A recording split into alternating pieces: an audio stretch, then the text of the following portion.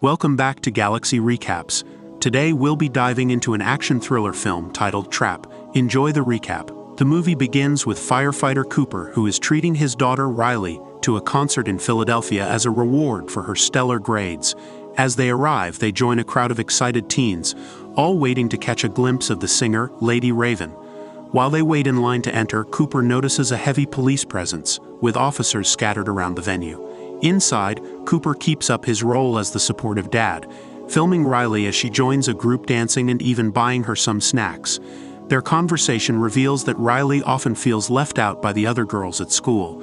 As they make their way to their seats, Cooper continues to notice extra security, including numerous cameras and more officers stationed throughout the venue. The opening band takes the stage, and Cooper does his best to endure the loud, excited screams filling the arena. After a few songs, Cooper tells Riley he's headed to the restroom. But once inside, he secretly pulls out his phone and checks a security feed.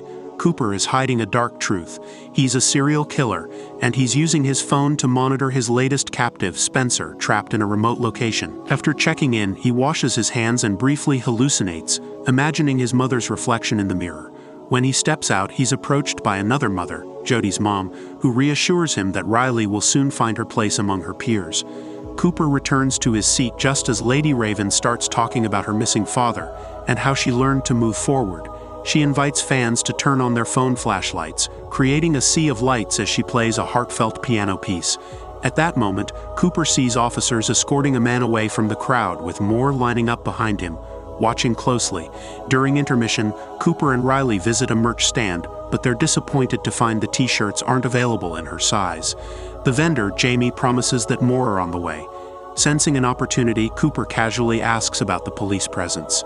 Jamie, unable to resist sharing a secret, reveals that authorities suspect the serial killer known as the Butcher is in the audience, and they've locked down the exits except for backstage to catch him. Cooper laughs nervously, knowing that he is the very Butcher they're hunting. Cooper, now desperate to escape, drags Riley around the venue under the pretense of wanting a snack, though he's really scoping out each exit only to find them all guarded by police. He spots a drunk woman near the stairs and subtly nudges her, causing her to tumble and distract the cops nearby. As they rush to help, Cooper makes a break for it, but he's immediately met by more officers outside, forcing him to retreat back into the concert with Riley.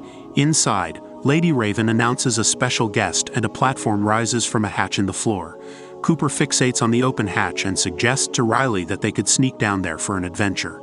Riley, however, senses something is off with her dad's behavior and brushes him off, making Cooper reluctantly stay and watch the hatch close with mounting frustration.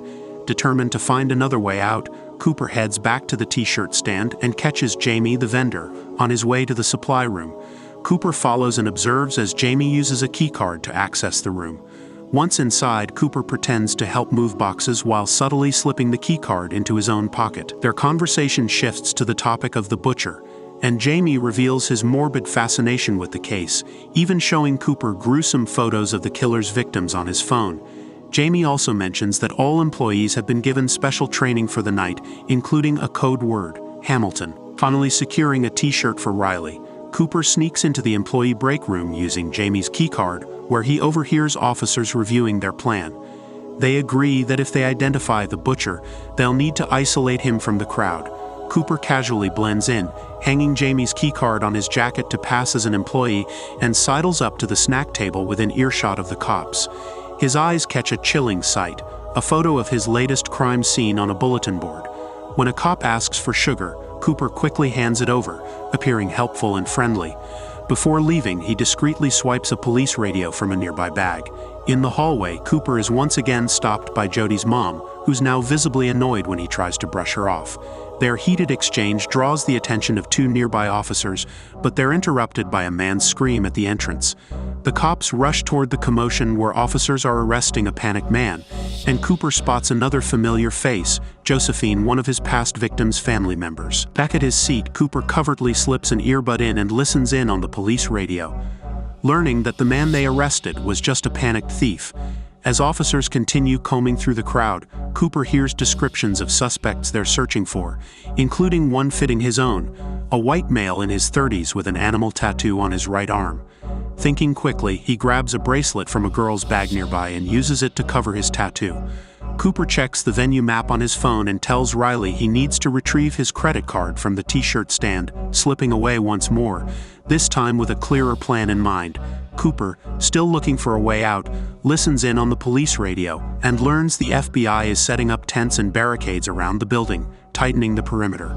Thinking about pulling the fire alarm, he quickly realizes a security camera is trained on him and overhears Josephine guessing he might try such a trick. Instead, he slips into the burger stand and discreetly sabotages the fryer. Once he's gone, a worker discovers 2 bottles floating in the hot oil which suddenly explode, sending panicked screams through the crowd and drawing the attention of the cops.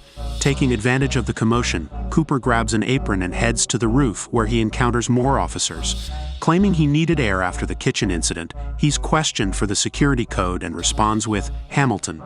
The officers remain suspicious, asking to see his card. Luckily, Cooper finds a wallet with a venue card in the apron's pocket, allowing him to pass. Seizing the chance, he inquires about Josephine, learning she's a seasoned profiler known for catching serial killers. Returning downstairs, Cooper sees the injured worker and a haunting vision of his mother beside her. Shaking it off, he reunites with Riley, who's concerned about his strange behavior. He brushes it off, saying he got delayed by Jody's mom. Riley, brightening, shares that she's made friends with some girls nearby. As they return to their seats, she explains that Lady Raven will soon pick an audience member to go on stage and visit backstage, a potential escape opportunity. Seizing his chance, Cooper approaches a handler, weaving a story about Riley's recent recovery from leukemia, with Lady Raven being her biggest inspiration. With cops nearing, his ploy works, and Riley is chosen to join Raven on stage. They both receive backstage passes as a handler speaks to an officer to let them through. Riley, nervous but excited, joins Raven on stage, and Cooper attempts to savor his daughter's joy, ignoring the encroaching officers. Meanwhile, Jody and her mother watch, visibly upset to see Riley in the spotlight. During the song, Cooper notices a girl collapsing nearby and helps her up, requesting a place for her to rest. This earns him access backstage just as Josephine scans the area. Helping the girl calm down, Cooper offers her some juice, and the grateful manager invites him and Riley to watch the concert's end from beside the stage. Cooper casually asks if they can leave through the backstage door to avoid the post-concert crowd, and the manager agrees. As the concert wraps up, Cooper hears on the police radio that all men will be checked on their way out. But when he attempts to exit through the backstage door with Riley, he finds officers stationed there as well. Nearby, he overhears Josephine telling Raven that security cameras will capture photos and data of everyone who attended the concert. Growing desperate, Cooper approaches Raven and requests a private word about Riley's condition. Once inside her dressing room, he reveals his true identity as the Butcher, pulling out his phone to show Raven a live feed of Spencer trapped in a cell. With a chilling smile, he reveals a button on his screen that would release carbon monoxide into the cell, threatening to kill Spencer before the police can reach him. Realizing he has no other option, Raven agrees to help Cooper escape. She tells the cops that Cooper and Riley are leaving with her in the limousine, allowing them to bypass the police checks. Outside, the crowd is held up due to inspections, and Josephine grows anxious over the lack of results. During the drive, Cooper directs the driver to drop them at his parked car, but Raven asks Riley if she'd like to visit her home instead. Thrilled, Riley calls her mom for permission, leaving Cooper no choice but to agree and give his home address. They're greeted by Cooper's wife, Rachel, and their other child, and as they settle in, Cooper warns Raven that he'll kill Spencer if she tries anything. Over coffee and cake, Rachel asks about the concert, and Raven recounts the intense police operation aimed at catching the Butcher. She reveals that the FBI found a concert ticket receipt in one of the Butcher's fake residences and had contacted her to set up the plan. Josephine, the profiler, suspects the Butcher is a white man in his 30s or 40s, in a position of authority, possibly with OCD, and shaped by a troubled relationship with his mother. Cooper becomes visibly uncomfortable as each detail mirrors his life, prompting him to say it's getting late. But Raven offers to play a song on the family piano, seating Riley beside her. While playing, Raven discreetly takes Riley's phone, and later, as she suggests taking a selfie, she quickly takes Cooper's phone from his hand. After the picture, she excuses herself, locking herself in the bathroom with Cooper's phone. Alarmed, Cooper starts pounding on the door, unsettling his family. Inside, Raven unlocks his phone, contacts Spencer, and asks him to describe any nearby landmarks. Spencer recalls details like a colored door and a statue. Raven then goes live on her own phone, sharing these clues with her followers until one of them recognizes the location and notifies the police. She also texts her driver waiting outside to call the cops. Just as Cooper's phone locks again, Raven shouts that Cooper is the butcher. She hears strange noises and screaming outside the door, and suddenly Cooper bursts in, visibly anxious. He snatches his phone to check on Spencer, only to find he's escaped. Furious, Cooper drags Raven to the garage, where he grabs his crime bag and forces her into Rachel's car.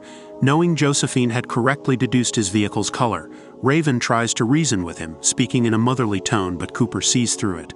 He declares he'll kill her as his final act, and then end his own life to stop the monster. As Cooper opens the garage door, he's stunned to see his family blocking the way. He had locked them in Riley's room but overlooked the tree next to the window, allowing them to escape. Shocked by the collision of his two lives, Cooper falters, and Raven seizes the moment to slip out of the car.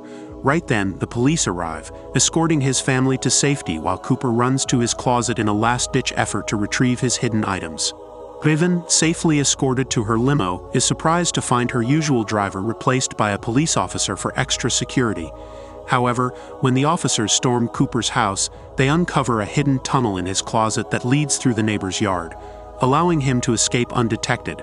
Moments later, the limo stops, and the officer handcuffs Raven to a metal bar in the back seat. It's then revealed that the cop is actually Cooper, disguised in a police uniform. He smugly tells Raven he's taking her to one of his secret hideouts to finally kill her, confessing that he's wanted to since first seeing her on stage. As they stop at a red light, Raven opens the window and shouts for help, gathering a crowd that blocks the car from moving. Cooper, noticing his wife's clothes left in the car, turns his attention away, allowing Raven to struggle free of her handcuffs by ripping the metal bar off. She bolts from the limo just as the police arrive, and the crowd scatters in panic. Officers open fire, riddling the limo with bullets, but upon inspection they find it empty. Cooper has escaped into the crowd, blending in with a hoodie he found in the car. Later, Raven is brought to one of Cooper's crime houses, where she thanks her fans for helping locate Spencer, who's now safe. Meanwhile, Rachel, after dropping her children at her sister's house, returns home despite Josephine's insistence that she stay hidden. After assigning officers outside, Josephine leaves and Rachel watches the security footage of Spencer's kidnapping while making tea. She's suddenly startled by Cooper, who snuck in unnoticed. Believing she set him up, Cooper confronts her, and Rachel admits she had. Initially suspecting an affair, she became suspicious when his clothes began to smell like hospital disinfectants. When she overheard him lying convincingly to a neighbor, her suspicions grew. One day, she followed him to one of his hideouts and planted the ticket receipt there, later calling the police anonymously, hoping they'd disprove her fears. Cooper, taking off his shirt, grabs a knife and prepares to attack. Rachel, thinking fast, suggests they finish the pie Riley baked since this was meant to be a celebration. Cooper agrees after Rachel takes a bite, explaining that while his victims usually bring him peace, she's made him angry, and he wants to kill her before ending his own life. Suddenly, he starts feeling dizzy, realizing Rachel used the sedative she found in his crime bag and laced the pie. As he stands, he hears his mother's voice and sees her figure in the doorway, calling him a monster. Disoriented, Cooper collapses to his knees and officers surround him, tasers ready. Though he makes one last violent effort to escape, Josephine's taser finally brings him down. As a handcuffed Cooper is escorted out of the house, he spots Riley's bicycle on the ground and asks for a moment to pick it up. Just then, his kids return, and Riley hugs him before he's led away. In the back of the police van, Cooper smirks, revealing he secretly stole a spoke from Riley's bike, which he now uses to pick his handcuffs. He laughs quietly, planning his next move. Elsewhere, Jamie, the concert vendor, sees Cooper's face on the news and is horrified to realize he unknowingly helped a notorious criminal. Thanks for watching. Don't forget to like and subscribe, and we'll see you on the next one.